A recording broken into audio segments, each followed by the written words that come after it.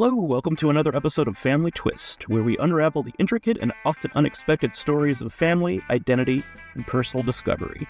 I'm Corey, and along with my partner Kendall, we dive into a narrative that's really wild and as unique as they come with today's guest. Imagine growing up feeling distinctly out of place in your own family, towering over your relatives with unanswered questions swirling around you.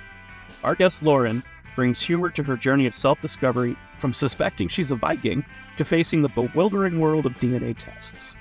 As we gear up for the Untangling Our Roots conference, where Kendall will be speaking and Lauren will be lighting up the room with her Misfit variety show, we're reminded of the power of comedy to connect and heal. Expect some explicit content, because when you're dealing with comedian, there are no filters. And remember, the truth is often stranger and funnier than fiction. Hey, Lauren, welcome to the show. Thank you for having me. Of course, yeah, no, we're excited. Just because we were excited to hear your story, and you and Kendall will get to meet in person in April for the Untangling Our Roots conference, which he will be on one of the panels, and you'll be like providing the wild and wacky entertainment, right?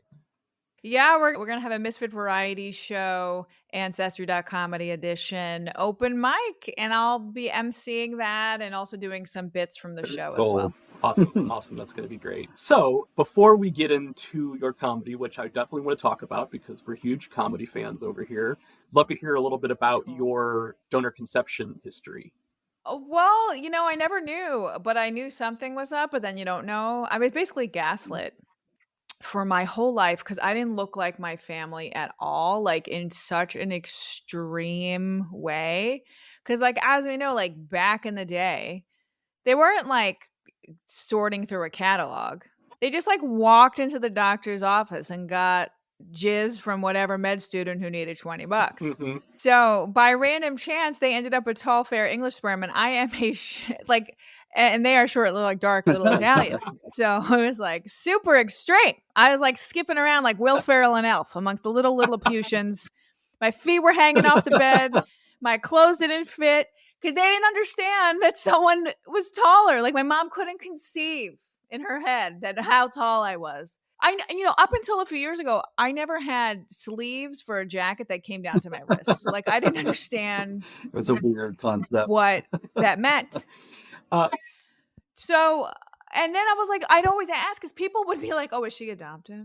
Like, is she the au pair?" No one understood. I'm just kidding. No one knew what au pairs were. That was Queens. But were you an only child? That's it. I had 3 others because what happened, this is why no one could figure it out, because it was like, well, my mom was pregnant and like, she's too boring to cuckold my dad, unfortunately, like nothing exciting. And so we're like, what could it be? And like they had 3 other kids who look exactly like them, and short, little, dark Italians, very different genes, like academically, like so different, and intellectually and just socially. So, and I'd always ask, and they would just be like, it's all in your head, basically. And then my grandfather got worried that my grandfather was worried that I wouldn't feel like part of the family. So this is a guy who like never graduated high school, off the boat from Sicily. He went to the library like an MIT research scientist and came back with one historical fact to explain me. And he was like, Lauren, okay. Because he didn't know about the sperm donation, by the way. No one knew.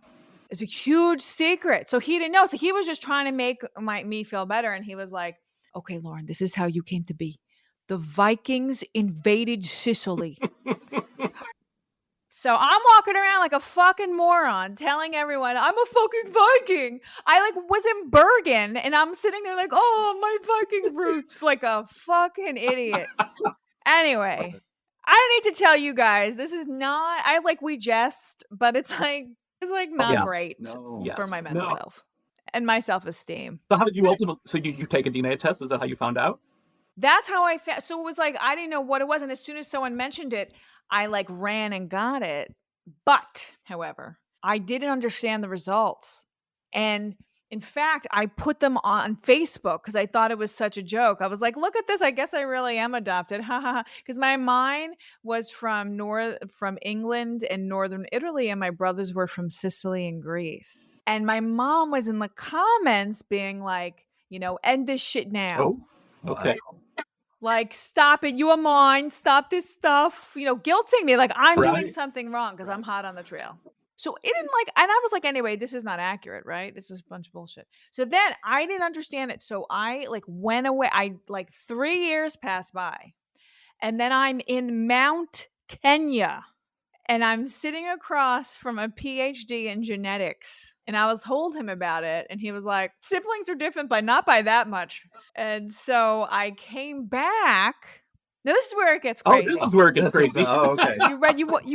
This is where it gets even crazier. You guys want this? You want the strat? I can give you the 3-sentence, or if you want the crazy shit. We're all about the crazy shit. Okay, we'll get to the crazy. So I come back, right? And I'm starting to look, COVID is starting to come. This thing called COVID. We hear it, we're like, oh, what a bunch of bullshit. This is never going to be anything. Everyone's always exaggerating. So this is the kind of the mindset we're in, disaster's about to come, but we don't know it. And then I go to my mom's house when I'm just starting to figure this out. And she gives me a picture of my godfather. And I'm thinking he is tall and fair, and they stopped talking to him when I was 7. So I was like, maybe this is the guy. She's trying to tell me covertly, this is it. So we go home. I go home, and then I go on to ancestry.com, and I call my brother, and I was like, all right, you pull up your matches. And I was like, do you see mom's cousins? He's like, I see mom's cousins. I was like, do you see dad's cousins? He's like, yeah, right here. I was like, oh, fuck. So then I go and look it up. And it said very plainly, I look up my cousin, my dad's cousin, and it says not related. So then I knew my dad wasn't my dad. So then I was like, well, it must be my godfather. And I was so convinced it was him. And then I started looking him up. I FedExed him a letter that was like, hi, it's been decades, but wanted to say hi. And was super convinced. And I was asking all of these random DNA matches, like, do you know this guy named John Matishka? And people were like, no, we don't know. We don't really know how you're related to us. And then I called ancestry.com because I was like, I don't understand who all these people are that are close matches. I don't get, what is this? And they were ready with de-escalation techniques. They're like, as you guys know, they're just like, we understand the results must be surprising to you. And that's how many spots are being blown up. Yeah. That they have drained them. They're dealing with crazy people. People who are fucking nuts, going nuts. It is. And so she's like, listen, we do that for safety, but for sure, those are your siblings. And I was like, 15? What? So then we all go into a Facebook group, and I'm like, maybe. And one of them said, we're in this Facebook chat. And one of them was like, they told me, the doctor told my mom, it was a sperm donor and as a med student and all this stuff. And I was like, oh, sperm donor. Okay. Maybe my godfather was the sperm donor. And the doctor said med student, but I figured he probably always said that. Right. And I'm like, my godfather, broke Brooklyn guy. He needed some cash. Checks out to me. So I was super convinced on that. But then I had one sibling who took it at face value, and he started asking second and first cousins, did you have a med student in the family in New York during these years in Brooklyn? And one person's like, yeah, but give me a minute. She comes back with a name.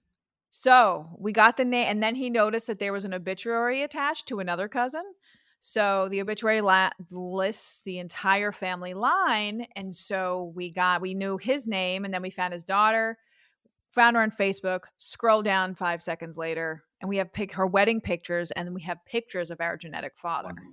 So New York is about to close because now COVID's a real thing. And I'm like, I got to hear this from my mother's mouth. So I'm driving through the abandoned New York City streets, not knowing if I don't go now, I might not be, I don't know when I'm going to be able to drive to New York again. I was hiding out in Jersey at the time. So I drive to Long Island where my mom was. And what also had happened during this is that this new sibling I had looked on Facebook, and he's like, wow, Lauren and I have a common friend. So he calls common friend, who was his deceased mother's best friend. And he's like, well, how do we both know Lauren? And she's like, oh, Because, your mother was my best friend, but I have two best friends. And the other one is Lauren's mom. So he was like, so I think maybe we should just not talk about this until we figure this out. Let's just keep this between us. Hangs up. Now realizing that the reason why his mom never told her is because she has the biggest mouth on the planet. So she hangs up and calls my mom immediately and tells her everything. So when my mom answers the door, she knows that I know that I know that she knows that I know. It's like was so. And so she's like trying to chatter away and try to like fill up all the air and not wanted to bring it up. And finally had to say, Mom, I did a DNA test. Charles and I, my brother, figured it out. We know. And she was like, I'm not going to talk about this. I'm leaving. I'm like, where are you going to go? Get COVID? Like, where are you going? And fine. And she goes into the kitchen. She's like angrily doing dishes, so pissed. And I was like, I finally had to break the tension, which is just what I always do by making her laugh. And I told her something that we had found out in all of this research. And I said, Mom, well, the silver lining to all of this is I am potentially related to Princess Diana. And she all of a sudden was like, what? And she kind of like relaxed. And then I told her like everything I knew. And she was like, told me, she would confirm stuff. And she was like, listen, we didn't think we had to get kids. We thought this was our one shot, so to speak. And that's how it happened. And we never told a soul. No one ever knew. And I was like, when were you going to tell me? And she's like, not until my dying breath. I was like, okay. And I was like, I asked Dad once. I got a letter actually, like crazy enough. I got a letter saying we're looking for our adopted daughter who was female, born in the same hospital as you on the same day. And I brought it to my dad. And I was like, Dad, maybe I was switched at birth and the wrong person was adopted. And he's like, put that fucking thing away. I don't want to hear about it again. And I was like, why didn't he tell me, Mom? Why didn't he tell me? And she's like, because I would have put a knife to his throat. That's why. Wow. So that's jeez. So that's how it happened. Who broke it to your brothers? I told them because my brother Charles and I were figuring it out. And then we kind of like, there's four, we're like a clan. So we brought in my sister, we told her, and she was just like shocked and like had a few tears come down, but then also like relieved because now we know. And then she was joking like, oh man, you're not technically related to these people I don't like on my dad's. Like, fuck, I wish I was. So she was like laughing about that. But then, and then my other brother, we told him, and it just was like, because it's like so obvious that something is up that like we never, it's just like, just tell us. Now, no one cares, but the shame that they've put on people for decades. It's so sad. Yes, it is. Just to think that your mother felt so strong, and your father felt so strongly that they needed to keep it, such a secret. It's just sad for them. Like it was negative on my dad, and then my mom felt too like she had a miscarriage before me, and she was like, "Oh, that was my fault," and so I almost felt like she was punished. It was just like, that she blames it on herself, and it's like those are the natural things that people like do think, but they have their support groups and podcasts and books and therapists now that can help you through that. But there was nothing; they just blamed it on themselves and like. Moved on, hating themselves. So and ignore sad. their Viking tall daughter. You know what I mean? Like, yeah. They're just like, well, we're gaslighting you for a few decades, but hey. Have you reached out to your potential cousin Harry? Harry, I kind of want to fuck with him. I kind of want to because it's like kind of like, it's like, these are potential connections, right? But it's still like, wow. I might have some pretty like aristocratic genes like from far back, but I'm like, it's too late to claim that. I've already been imprinted with Queen's Italian, like it's just too late. So, but I kind of want to like fuck with him and like knock on his door and be like, hello, it's your cousin from Queens. I love it. That's great. Oh my goodness. So how did humor sort of play into you feeling different your whole life? Humor. Well, I was kind of the joke for a long time, so it was hard to do the joke. I always knew I wanted to like communicate what was happening around me, and I think that was because I can't believe it myself. Like it was a way to heal. Like this is happening. Everyone's telling me I'm crazy. Like please someone, because when you would tell the story, it would be people would give you that reaction of like what was really happening, like be able to communicate. And also like see, I mean, in an Italian family, like people are funny. Like there's a lot of humor, not always nice humor, but they're not always nice. But humor is used to like bring people together. And so I took that lesson from it and then felt the power of that as I started talking about this, and people come up to me after the show and tell me, or during the show, that happens a lot, where I start just talking about it, and then I notice someone go, Right. like whisper to their people, and I say, "What happened? What trauma did I provoke?" And then they tell, like they'll something like, "Yeah, I did a DNA test and blah blah blah blah." It's probably Yeah. super therapeutic for them at that moment in time. Yeah. And the audience loves it because they feel like they're part of something real, and like everyone's walking around with hurt and secrets and of many kinds. I mean, of family drama, this is one type of many. So it's therapeutic to watch other people make It's it true. public. Well, it's like you're kind of helping to build the community in that setting. Honestly, I think that Yeah. matters a lot. I mean, I wish when I was 6 years ago, when I found my biological family, I wish I had some sort of Yeah. moment like that to be able to, spew. Yeah. We talk about nature versus nurture a lot on the show. Are there funny people in your pod? The Yes, newly discovered family? No one is like Outwardly. Yeah. no one is like an entertainer Okay. in my. It's interesting, but I get my curiosity and my like love of reading and learning from them for sure. I think I might get it. My dad is maybe one of the best with I've never seen anyone as good as with metaphor Yeah. as him. Yeah. He's incredible. He's incredible. I mean, he would need to learn how to craft comedy for the stage. Like he thinks he's freaking Don Rickles, and I'm like, bro, like Yeah. entertaining a dinner table is not the Right. same. But you have some talent that could be Right. crafted, like let's be honest.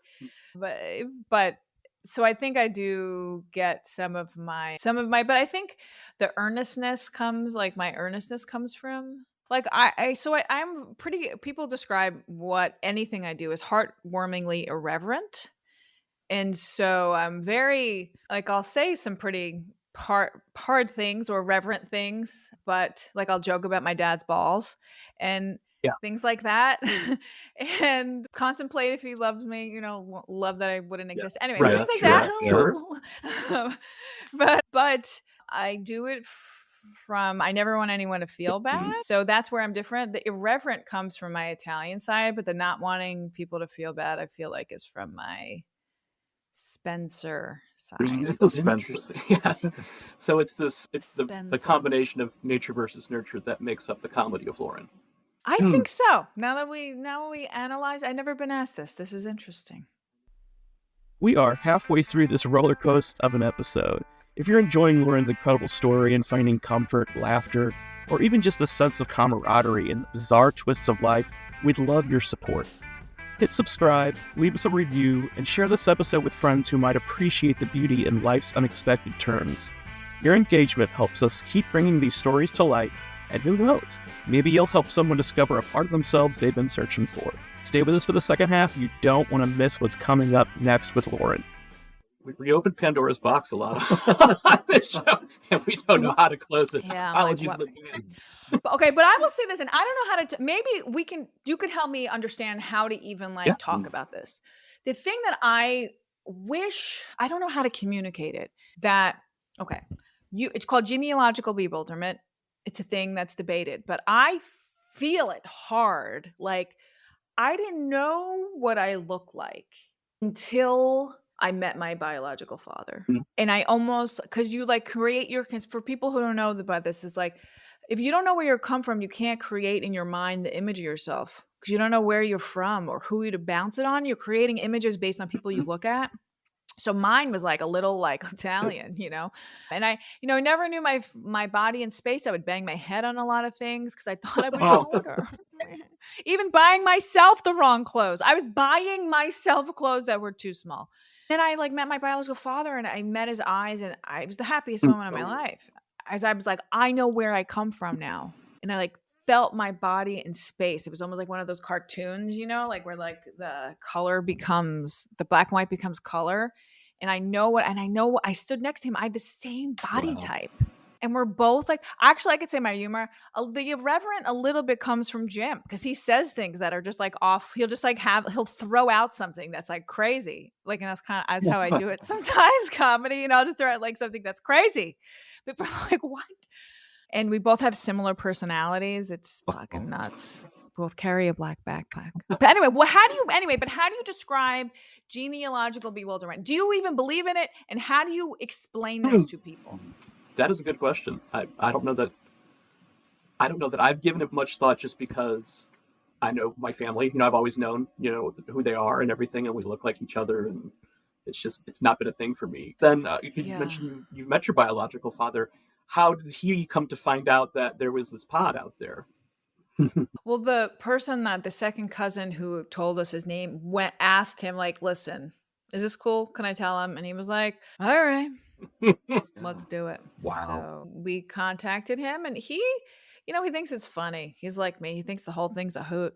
He just, he's kind of like, I joke, like he's living the male fantasy. All he had to do is deposit sperm and he has kids to hang out with him 35 years later. Yeah. Like, yeah. I know, exactly, yeah. Like he has it awesome. He has it great and everyone is so cool. And he's like, you're all weird. And I love that. And that's, Did he have children otherwise? He has one who wants nothing to do with us, but that's okay. Right. It's sad. Okay. I was in Japan because she's half Japanese, and I did go to Japan in December. Kind of like I always wanted to go to Japan, but my biological father's been there many times. He speaks Japanese. My new sister also has connections to Japan. She's not Japanese, but her husband was, and so I went. And I feel like I understand very well that, like I joked on stage in Japan, I did a show in Tokyo. I was like, yes, in classic Japanese fashion, my sister wants nothing to do with me. And they were like, so I get why. They like to just kind of, yeah. And that might change, it might, but who knows? Yeah, maybe. I still have a half brother that doesn't really want to know me. Yeah, my mother's other son. Whatever. I want to know him, but we'll see. Right. Interestingly, sometimes it's like she's in the thick of Okay, yeah. It's sometimes when you're in the thick of or life stuff, if you're in the thick of some tough life stuff, you're just like, I can't have emotional space to do this, but like maybe another time. Yeah. So we talked a little bit about your stand-up, but I know you also do character work. Do you sort of relate that to sketch? Because sketch is like my favorite type of comedy. Yeah, I feel like the characters are sketches, on their own. It's like I just don't have patience to deal with other people, so I just do it. I think you're wise. Yeah. Well, it's a bummer that Melania's been so behind the scenes and not around these days. She is. Oh, what you kidding me? I go to spa. I have no time for this. I say, you know how many times I have to smile in pictures? You know how many wrinkles I get? No more. Do not bring me in front of them. I don't care. I will not come out. No. Yeah, she doesn't give a fuck. Yeah. They're like, oh, I have to take care of all my attention is on my 17-year-old son. Like, have you met a 17-year-old who wants their mom around? Yeah, exactly. That kid. That's right. She has no time for that shit. Yeah. Talk about a mess, and he's a tall kid, so I don't know, who knows, maybe you're related to him too. Oh God. Maybe, who knows, all the tall random kids. Oh boy. So talk to us a little bit about your comedy. Where's the passion for comedy come from, and what is it like for you when you're on stage?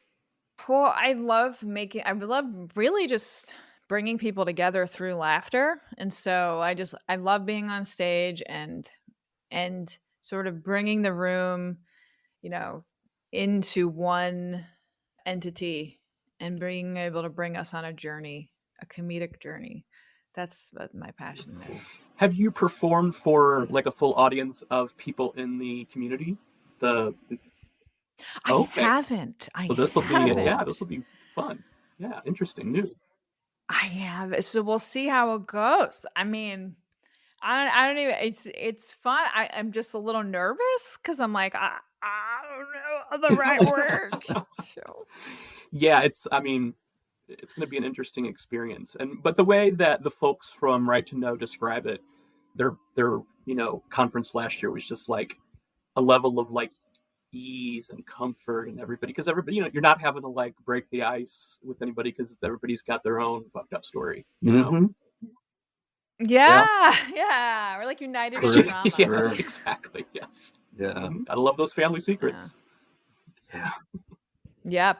Everyone's got them. So now we were on your site, just kind of refreshing ourselves a little bit today, since we knew we were going to talk. And you identify as queer, but you're married to a cisgender male. Yeah, dude. It's so fucking dumb. It's so dumb. Love is love. As long as you like him, that's what matters. Sure, right? Yeah. Oh, he's amazing. He's amazing. He loves he's a gem. He likes surfing, jiu-jitsu, and he goes to farmers markets. Cool. And so he's like, I don't know where I found this guy. He like picked me up in his hybrid. He had this song playing, and he's like, oh, "Do you like this? I love this band." I'm like, "The Indigo Girls?" And then we go to his house, and he opens his garage, and there's a photo of a poster of dolphins. And I was like, where did I find you? Right. He's a little lesbian. He's like, "Don't get home too late. I need from the show. I want to go to the farmer's market early before it gets crowded." I'm like, "Who are you?" I already like him. Yeah. No, how do you two feel about kids? We're not interested. We just have other things going on. We're just not into it. Although, I mean, he's got a lot of addiction on his side. Oh, okay. Yeah. So we're a little bit like, yeah, no. Like a lot. It'd be 50-50. Wow. The kid would be popping heroin. Okay. Yeah. Yeah. So at the end, well, there's another thing. Well, this probably won't make me very popular. But anyway, there's a book called The Crumbling Genome, and it says that sperm over 35 degrades in quality. So he's over that. So I got to look into. I don't know if you remember years ago, Tony Randall like fathered a child at 80. We need to find out what's going on with that kid. Yeah, it's bad. That's why Barron, they keep him from view. And also, and so I do this act now where I'm a preacher and I come on, and it's my mission to tell people about broken down sperm. Sir, how old are you? When it's like, I'm 40. Oh my God, his sperm needs swimmies. You could call me out in the audience. I'm only 53, By castration.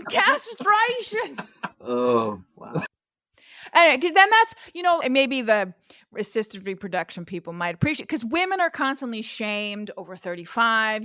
They use terms like expired, and shaming for everything wrong with children is because women over 35 are having kids. So it's fun because as soon as the women realize what I'm doing, and they go, they're like, so they thank me after, because they're like, even when they're 30, when they're 25, they feel it. They're like, because they feel like, oh my God. Over the hill. Yeah. Yeah. To back up just for a second, I really thought you were going to say, he has a lot of cats. Oh my God, that's funny. That's what I've been roasted before. Someone said about me, like, you look like you have a lot of cats. That's great. Oh my goodness. I would if Corey would let me. Yeah. We're down to two. We're down to two. Two cats, 5 dogs. Wow. They're tiny. We have five little dogs. You have a herd. Yes. And he keeps saying no more dogs, and I keep saying no more cats, but yet he showed me a puppy this morning. I'm like, yeah, we got a lot going on right now. I work from home 3 days a week, so I'm like, I'm here with these crazies, and it's like, I got to worry when they're loud, and I got to worry when they're quiet. Yes. Yes. That is like having the kids. Yeah. Oh, they get into some stuff. Yeah, for sure. Wow. Well, this has been a lot of fun. You're fantastic. So fun. Yeah. Thank you, guys. It's really looking forward to seeing what this convention is going to be like for everybody. Yeah. Definitely. And anyone who, the Misfit Variety Show is going to be in Denver. If you're there that Sunday, we're doing it Sunday night. And it should be fun. And that'll be the full show. And the full show, when I do the Misfit Variety Show, we bring together people from like very different experiences of being outside the box. So that can include donor conceived. It can include people in our community adoption, all of that. And it also includes people who just like had a crazy life or, had a unique family experience, whatever. So we bring everyone together. That would be good. Yeah. And I think Kendall's you're not leaving until Monday. So yeah, I think I'll be there. Yeah. Oh, I will come. For sure. Wow. Yeah, well, it's gonna be fun. We so appreciate what you do because, yes, the voices are growing, the voices are getting louder, but there are some people who respond to traditional activism, and then there are other people who are going to respond to what you're doing and becoming part of the community and becoming allies through humor. So thank you for what you're doing. Yeah. Hey, of course. Thank you. I'm just trying to make people feel good and loved and accepted for however they came to us, came to us that day. Yeah. No, I mean, we've always, in our past, Kendall and I have always been big supporters of our, gay rights stuff. We were both involved with the Human Rights Campaign in San Francisco. And then now, we're part of this community, and it's just like, we love it. And as I think I mentioned it to someone the other day, like every time we have one of these conversations, it's like, we just made a new friend. And, it's hard to make new friends when you're of a certain age, right? Or if you come to my shows, because we have a pre-show mingle. So we're all about making friends. So you can come to my shows. You go to laurenlogi.com. And I have the Misfit Variety Show, which tours. And then I have a regular room in New York City called the Capiche Club. It's pretty fun. Awesome. Next time we're there. Yeah, absolutely. Yeah, love New York City. So I was just there around the holidays with Kendall's half-sister. Yeah. And her first time in the city. So, and she loved it. So I know we'll be back. Yeah. Hell yeah. I would love to have you guys. Cool. Love to have you. Let me know. Very awesome. Cool. Well, thank you so much. Okay. Bye now. Bye. Okay, bye. As we wrap up today's episode, it's pretty clear that Lauren's journey from genealogical bewilderment to a place of humor, acceptance, and connection is a testament to the strength of the human spirit. Her ability to laugh in the face of confusion and to build bridges through comedy is a reminder that our stories, no matter how convoluted, are the fabric of who we are. Thanks for joining us on this ride, and a huge thanks to Lauren for sharing her laughter and light with us all. The Family Twist podcast features original music by Cosmic Afterthoughts and is presented by Savoir Faire Marketing Communications.